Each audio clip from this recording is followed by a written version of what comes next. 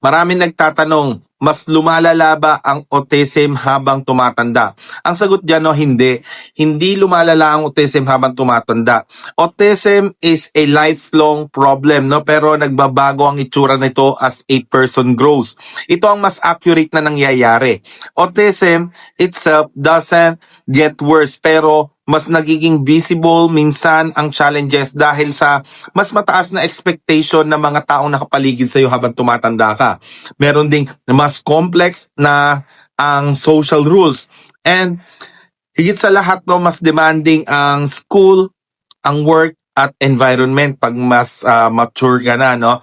Pero ito yung good news.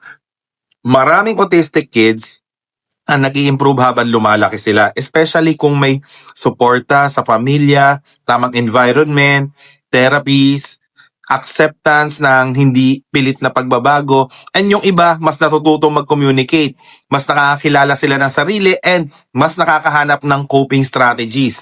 Important reminder, lalo na bilang autism parent, hindi dapat sukatin ang improvement sa pagiging mas neurotypical, no?